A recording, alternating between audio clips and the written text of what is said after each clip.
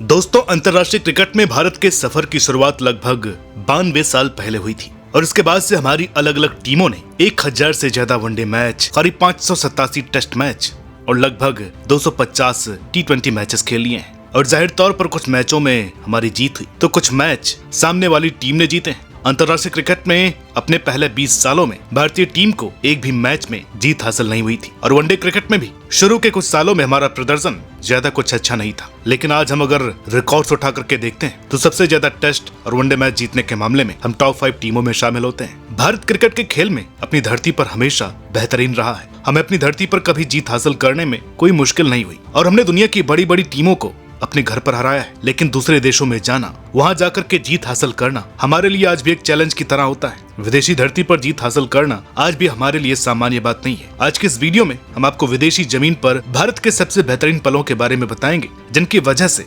अंतर्राष्ट्रीय क्रिकेट में विदेशी जमीन पर हमारे देश को सम्मान और इज्जत की नजरों से देखा जाने लगा था और भारत के कदम अपने आगे के सफर के लिए मजबूत बन पाए थे। भारत की शुरुआत अंतर्राष्ट्रीय क्रिकेट में साल 1932 में हुई थी और हमारे खिलाड़ियों ने लॉर्ड्स के मैदान पर अपने पहले ही टेस्ट मैच में इंग्लैंड के खिलाड़ियों को इतना ज्यादा प्रभावित कर दिया था कि इंग्लिश टीम के कप्तान डगलस जॉर्डिन ने मैच जीतने के बाद कहा था कि भारतीय टीम अगले 10 सालों में दुनिया की सबसे बेहतरीन टीमों में से एक बनेगी। लेकिन ऐसा कुछ हुआ नहीं। भारत को टेस्ट क्रिकेट में अपना पहला मैच जीतने के लिए 20 सालों का इंतजार करना पड़ा। भारत ने अपना पहला टेस्ट मैच 1952 में अपने ही घर में एक कमजोर इंग्लिश टीम को हरा करके जीता था और बहुत ही निराशाजनक बात थी कि इन 20 सालों में ज्यादातर मैच हमने अपने घर से बाहर दूसरे देशों में खेले थे, लेकिन एक भी मैच जीतने में सफल नहीं हो पाए थे। 1932 में भारत ने अपना इकलौता टेस्ट मैच इंग्लैंड में खेला था। उसके बाद साल 1936 में इंग्लैंड की धरती पर 3 मैचों की टेस्ट सीरीज हम 2-0 से हार कर घर लौटे। जिसके बाद साल 1947 में हमारा मुकाबला डॉन ब्रैडमैन की द इनविंसिबल ऑस्ट्रेलिया टीम से हुआ और जाहिर है कि उस टीम के खिलाफ तो जीतने का कोई सवाल ही नहीं था। तो वैसा ही हुआ और हम हार करके घर आ गए। 1946 में इंग्लैंड में हारने के बाद भारतीय टीम 1952 में एक बार फिर इंग्लैंड गई और हमें 3-0 से हार का सामना करना पड़ा। 1959 में हमने अपना रिकॉर्ड तोड़ा और इस बार 5-0 से हार करके लौटे। इंग्लैंड, ऑस्ट्रेलिया और वेस्ट इंडीज 3 अलग अलग टीमों के खिलाफ हम उनकी धरती पर जाकर के खेले, लेकिन रिजल्ट्स में एक तरफ शून्य ज्यों का त्यों हमेशा बरकरार ही रहा। अंतर्राष्ट्रीय क्रिकेट में भारत एक ऐसी टीम बन गई थी जो अगर किसी दूसरे देश का टूर कर रही है तो इसका मतलब यह है कि सामने वाली टीम का रिकॉर्ड सुधर जाएगा और विदेशी खिलाड़ियों और दर्शकों को थोड़ा एंटरटेनमेंट मिल जाएगा। इससे ज्यादा कोई कुछ भी नहीं सोचता था। साल 1967 के आखिर तक अपने 35 साल के अंतर्राष्ट्रीय सफर में भारत ने 100 टेस्ट मैच खेले थे, जिनमें से महज 10 मैचों में हमारी टीम जीतने में कामयाब हुई थी और ये सभी मैच हमने अपने घर में ही जीते थे। बाहर के मैच या तो ड्रॉ पर खत्म हुए या फिर हमारी टीम को हार का सामना करना पड़ा था। इसके अलावा तीसरा कोई परिणाम नहीं मिलता था। और फिर साल 1968 में भारत न्यूजीलैंड के दौरे पर रवाना हुई और फरवरी से वो ऐतिहासिक 4 मैचों की सीरीज शुरू हुई, जिसमें भारत ने पहली बार विदेशी जमीन पर जीत हासिल करने में सफलता हासिल की और आखिर में पूरी सीरीज भी हमारे नाम हुई।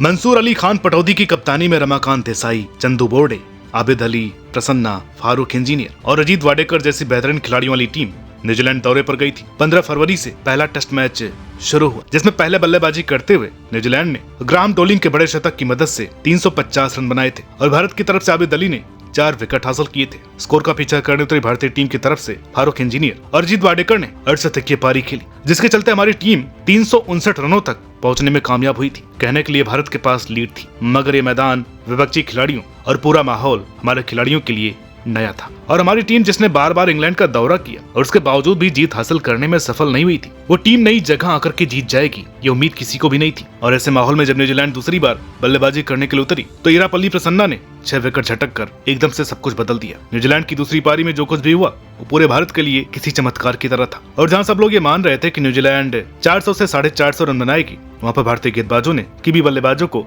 208 पर ऑल आउट कर दिया था। जवाब में अजीत वाडेकर ने 71 रन बनाए और उसी सुर्ती के महत्वपूर्ण 44 रनों की मदद से भारत पहली बार विदेशी जमीन पर कोई टेस्ट मैच जीतने में कामयाब हुआ था। सीरीज के दूसरे मैच में न्यूजीलैंड ने भारत को 6 विकेट से हराया और 29 फरवरी से वेलिंगटन में तीसरा मैच शुरू हुआ, जिसमें बापू नंदकरड़ी, इरापल्ली प्रसन्ना और अजीत वाडेकर के बेहतरीन प्रदर्शन की वजह से भारत की टीम 8 विकेट से जीतने में कामयाब हुई और यहाँ आकर के पहली बार ये महसूस हुआ कि भारत ये सीरीज भी जीत सकता है। सीरीज के आखिरी मैच में अजीत वाडेकर रन नहीं बना पाए तो कप्तान पटौदी, फारूक इंजीनियर और रूसी सुरती ने मोर्चा संभाल लिया। भारतीय खिलाड़ियों में विदेशी जमीन पर उन 4-5 दिनों में जो आत्मविश्वास नजर आ रहा था वो पहले कभी किसी ने नहीं देखा था। एक अलग जोश और उत्साह के साथ टीम मैच खेलने उतरी और पहले बल्लेबाजी करते हुए 252 रन बनाए। न्यूजीलैंड को हमारे गेंदबाजों ने टिकने नहीं दिया और पूरी की भी टीम 140 पर बिखर गई। आखिरी पारी में 373 रनों का बड़ा लक्ष्य की टीम को चेज करना था, लेकिन न्यूजीलैंड के सभी बल्लेबाज 101 रनों पर ढेर हो गए और भारत 272 रनों से सीरीज में तीसरा मैच जीत गई थी। भारतीय टीम में अब हर एक खिलाड़ी में जुझारूपन और आत्मविश्वास पैदा हो गया था। अपने खिलाड़ियों के लिए भारत के लोगों को भी ये विश्वास हो गया था कि उनके खिलाड़ी अगर किसी दूसरे देश में खेलेंगे तो जीतने के लिए खेलेंगे। अब लोगों को भी महसूस होने लगा था कि उनकी टीम अगर कहीं खेल रही है तो हार और ड्रॉ के अलावा भी कुछ है जो हम रिजल्ट बोर्ड पर देख सकते हैं। टाइगर पटौदी ने भारतीय क्रिकेट को एक रास्ता बता दिया था। उन्होंने एक ऐसी टीम को बिल्ड कर दिया था जो जीतने के लिए लड़ना जानती थी। 1971 में अजीत वाडेकर इस टीम को लेकर वेस्टइंडीज गए और इस सीरीज में सदी के सबसे महान बल्लेबाज सुनील गावस्कर ने अपना डेब्यू किया और पूरी दुनिया ने पहली बार देखा कि भारत का कोई बल्लेबाज कितना बेहतरीन और बेमिसाल प्रदर्शन कर सकता है। भारत ने पहली बार वेस्टइंडीज को उनके घर में टेस्ट मैच में हराया और सीरीज जीतकर हमारे खिलाड़ी इंग्लैंड रवाना हो गए। इंग्लैंड की टीम उस समय सबसे बेहतरीन टेस्ट टीम थी, जिसके खिलाफ खेलते हुए 3 मैचों की सीरीज के 2 मैच ड्रॉ हुए और आखिरी मैच में ओवल के मैदान पर भगवत चंद्रशेखर के करिश्माई 6 विकेट सस्पेल की बदौलत भारतीय मैच और सीरीज दोनों जीतने में कामयाब रही थी। भारत के पास दुनिया के सबसे बेहतरीन 4 स्पिन गेंदबाज थे और बल्लेबाजी की कमान सुनील गावस्कर, गुंडप्पा विश्वनाथ, फारूक इंजीनियर और अजीत वाडेकर उस समय संभाल रहे थे और इस टीम की वजह से भारत के लोगों में पहली बार ये यकीन पैदा हुआ था कि उनकी टीम दुनिया की सबसे बेहतरीन टीम है जो किसी भी दूसरी टीम को किसी भी पिच पर हरा सकती है। इसी भरोसे और विश्वास को कायम रखने के मकसद से भारतीय टीम 1974 में इंग्लैंड दौरे पर गई थी। ये टूर एक आत्मविश्वास और जुनून से भरी हुई उस भारतीय टीम के लिए एक भयंकर बुरे सपने की तरह पूरा हुआ। तीनों मैचों की टेस्ट सीरीज के तीनों मैचों में इंग्लैंड ने हमें बुरी तरह से हराया और हालत कितनी बुरी थी इस बात को आप ऐसे समझिए कि 2 मैचों में इंग्लैंड को दूसरी बार बल्लेबाजी करने की भी जरूरत नहीं पड़ी थी। लॉर्ड्स में भारत फॉलो ऑन करते हुए मैच 42 रनों पर ऑल आउट हो गई थी। उसके बाद भारत के खिलाड़ी पर इंग्लैंड में किसी शॉप से चोरी करने का भी आरोप लग गया था, यानी कि भारत की पूरी बनी बनाई साख पर बट्टा लग गया था। वैसे ये चोरी करने का आरोप जिस खिलाड़ी पर लगा था वो इंडिया के एक बहुत ही महान खिलाड़ी थे। उन पर एक बायोग्राफी वीडियो हम ला चुके हैं, उसका लिंक आपको यहाँ मिल जाएगा, वो वीडियो आप यहाँ से देख सकते हैं।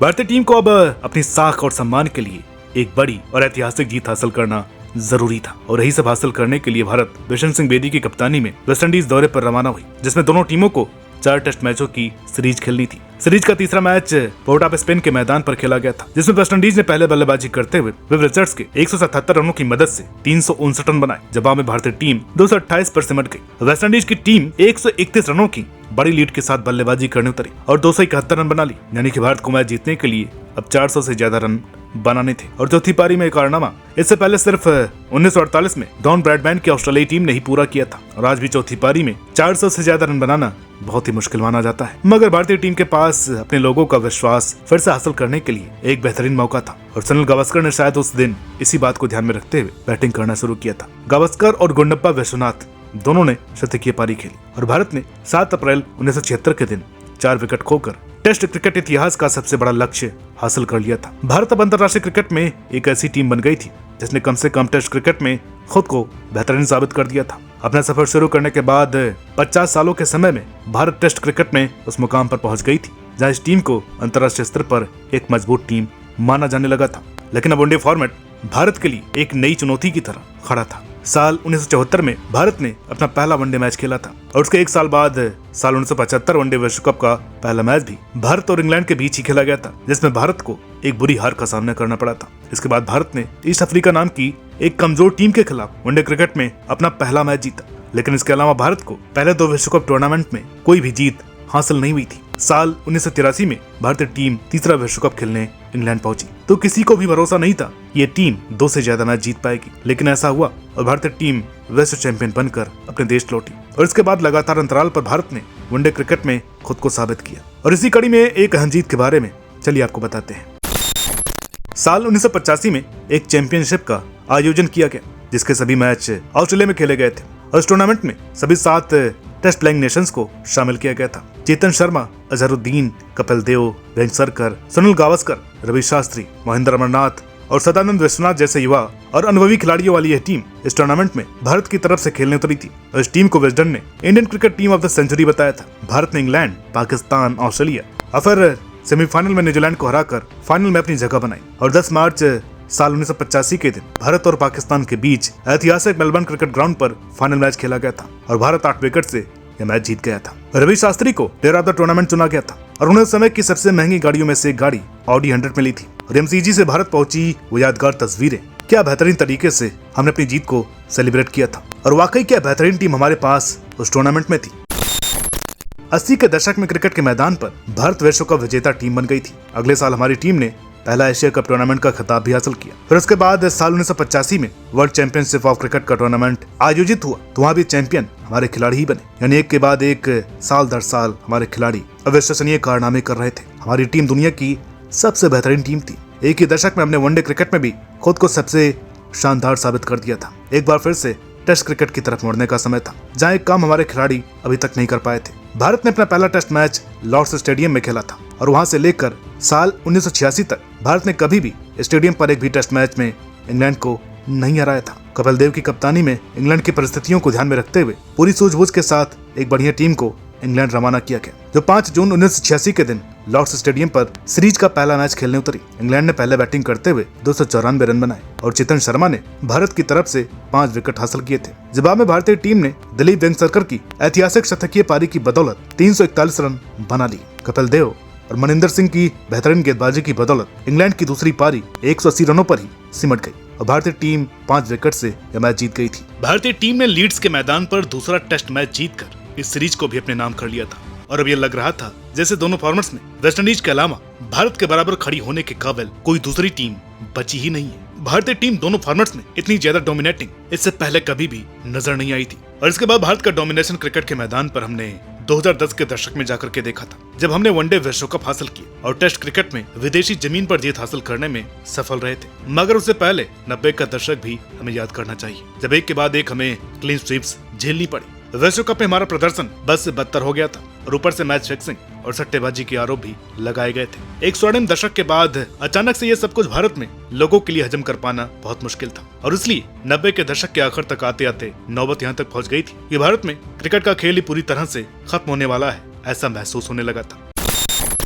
मगर फिर गांगुली की कप्तानी में भारतीय क्रिकेट फिर से खड़ा हुआ। खिलाड़ियों ने अच्छे ढंग से टीम को संभाला और यह खेल एक बार फिर पटरी पर आ गया। सौरव गांगुली की कप्तानी में भारत ने इतिहास में पहली बार जिम्बाब्वे को जिम्बाब्वे में हराया। साल 2001 में बुलवायो के मैदान पर 8 विकेट से भारत ने यह मैच जीता और यहाँ से एक नई शुरुआत हुई, जिसके बाद भारत साल दर साल अलग अलग देशों में जाकर के खेला और हमारी टीम को जीत हासिल करने में सफलता भी मिली। 2002 में पोर्ट ऑफ स्पेन ने हमारी टीम ने वेस्टइंडीज को हराया। टूटे हुए जबड़े के साथ गेंदबाजी करने आए कुंबले की उन तस्वीरों से आज भी यह महसूस होता है कि उस समय हमारे खिलाड़ी देश को जिताने के लिए किस हद तक जा सकते थे। इंग्लैंड के खिलाफ हम सीरीज ड्रॉ करने में कामयाब हुए और फिर ऑस्ट्रेलिया में भी जीतने से थोड़ा सा चूक गए थे, लेकिन हमने बेहतरीन खेल दिखाया था। इसके बाद 2003 विश्व कप जो दक्षिण अफ्रीका में खेला गया था, उसमें भी भारतीय टीम ने लाजवाब प्रदर्शन किया और हम फाइनल तक पहुंचे थे और उस समय की सबसे बेहतरीन टीम से हारकर दूसरे स्थान पर रहे थे। अगले साल भारत ने 15 साल के लंबे समय के बाद पाकिस्तान का दौरा किया और पाकिस्तान को हमने उनकी धरती पर हराया। सहवाग का 13 शतक भला कौन भूल सकता है। राहुल द्रविड़ की कप्तानी में भी हमने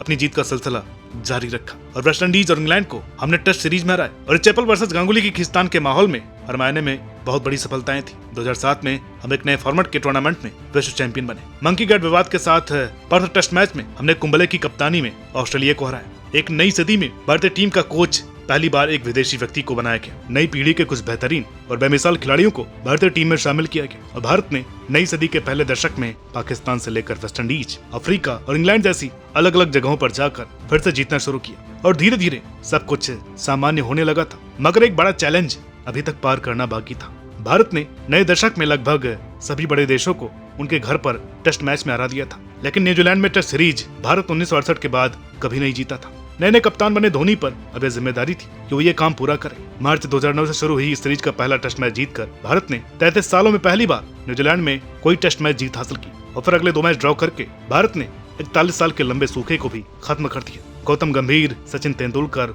हरभजन सिंह, जहीर खान और वीवीएस लक्ष्मण जैसे उम्दा खिलाड़ी इस ऐतिहासिक जीत के सबसे बड़े हीरोज थे। नवंबर 2009 में जब नई टेस्ट रैंकिंग की घोषणा हुई तो भारतीय टीम इतिहास में पहली बार दुनिया की नंबर 1 टेस्ट क्रिकेट टीम बन गई थी और इस तरह न्यूजीलैंड से शुरू हुई यह कहानी न्यूजीलैंड में ही अपने सबसे ऊंचे मुकाम पर पहुंची, जिसके बाद साल दर साल हम और अलग अलग ऊंचाइयों पर पहुंचते रहे और अभी भी यह सफर ऊंचाई की तरफ लगातार बढ़ रहा है। भारतीय टीम फिलहाल ऑस्ट्रेलिया के खिलाफ टेस्ट सीरीज खेल रही है और हमारी टीम के पास ऑस्ट्रेलिया में टेस्ट सीरीज जीतकर हैट्रिक लगाकर नए साल की शुरुआत करने का एक बहुत ही अच्छा मौका है। अब ये हैट्रिक पूरी होगी या नहीं ये तो आगे की बात है, लेकिन आज के दिन हम ये गिनने बैठे कि भारत ने घर से बाहर जाकर टेस्ट सीरीज में जीत हासिल की है तो ये काम हम अपनी उंगलियों पर कर सकते हैं, यानी कि रिकॉर्ड ज्यादा अच्छे नहीं है। तो उम्मीद है कि अगले कुछ सालों में हम विदेशी जमीन पर भारतीय टीम को उसी तरह दूसरी टीमों को डोमिनेट करते हुए देखेंगे, जिस तरह हमने पिछले एक दशक में अपने घर में अपनी टीम को देखा है। और अगर इस वीडियो पर आपका रिस्पांस अच्छा मिलता है तो विदेशी जमीन पर हमारे देश से जुड़ी कुछ बेहतरीन यादगार पलों को हम आपके लिए लेकर के आते रहेंगे।